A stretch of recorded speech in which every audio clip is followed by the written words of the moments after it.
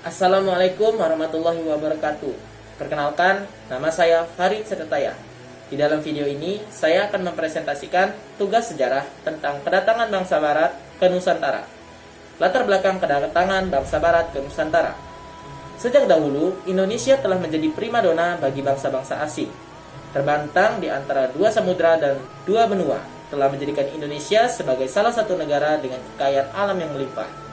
Ditambah lagi, Indonesia berada di jalur perdagangan internasional, sehingga semakin banyak bangsa Barat yang datang ke Indonesia untuk sekedar singgah ataupun berdagang. Kekayaan alam Indonesia yang melimpah telah menarik perhatian bangsa Barat untuk datang ke Nusantara. Bahkan hampir di setiap daerah memiliki rempah pilihan serta mempunyai karakteristik dan cita rasa yang khas. Hal inilah yang menjadikan bangsa Barat berbondong-bondong datang untuk berdagang.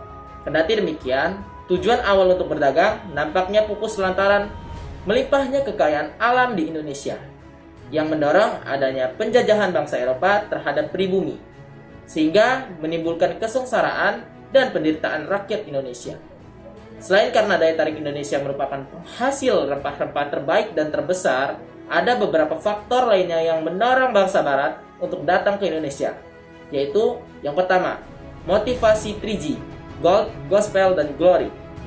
Yang kedua, revolusi industri. Dan yang ketiga, dikuasainya Konstantinopel oleh Kekaisaran Turki Utsmani. Kita bahas motivasi 3G, Gold, Gospel, dan Glory. Motivasi ini menjadi semboyan para bangsa Barat melakukan penjelajahan. Gold bermakna bahwa bangsa Barat menginginkan kekayaan melalui penjajahan atau yang lainnya. Bangsa Barat juga ingin mendapat kejayaan atau kemenangan, yaitu Glory. Tujuan yang lainnya yaitu ingin memperluas keyakinannya, yaitu agama Nasrani di Asia. Yang kedua, revolusi industri. Bangsa Barat ingin melakukan ekspedisi ke Indonesia, namun hal tersebut masih terbatas terkendala transportasi. Namun dengan adanya revolusi industri, bangsa Barat dengan mudah menjelajahi Indonesia. Pasalnya, dengan adanya revolusi industri memunculkan penemuan-penemuan baru, salah satunya mesin uap kapal, sehingga memudahkan dari sisi pemasaran. Yang ketiga, dikuasainya Konstantinopel oleh Kekaisaran Turki Utsmani. Pada tahun 1453, Kekaisaran Turki Utsmani di bawah pimpinan Sultan Muhammad II berhasil merebut Konstantinopel dari Kekaisaran Romawi. Dikuasainya Konstantinopel oleh Turki Utsmani mendorong para pedagang Eropa mencari jalur perdagangan di luar kawasan Laut Tengah untuk mencari sumber rempah-rempah. Kedatangan bangsa Barat ke Indonesia. Ada beberapa bangsa Barat yang datang ke Indonesia, antara lain Belanda, Portugis, Spanyol, dan Inggris. Yang pertama, bangsa Portugis. Portugis melakukan ekspedisi pada tahun 1486, dipimpin oleh Bartolomeus Dias, dengan menyusuri pantai barat Afrika. Tujuan sebenarnya ke India, namun gagal.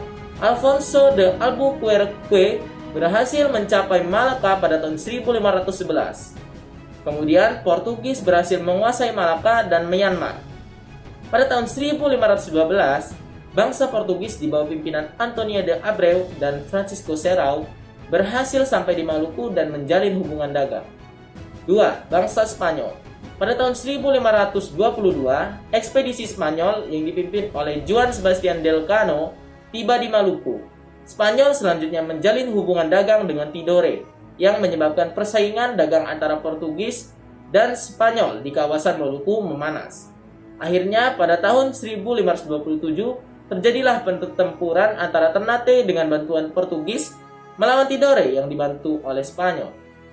Pertempuran dan persaingan antara Portugis dan Spanyol berakhir setelah keduanya menyepakati perjanjian Saragossa pada tahun 1534. Yang ketiga, bangsa Belanda. Kedatangan bangsa Belanda dimulai pada tahun 1595, menyusuri ujung selatan Afrika di bawah pimpinan Cornelis de Houtman. Belanda tiba di Indonesia, tepatnya di Pelabuhan Banten, melalui Selat Sunda pada tahun 1596.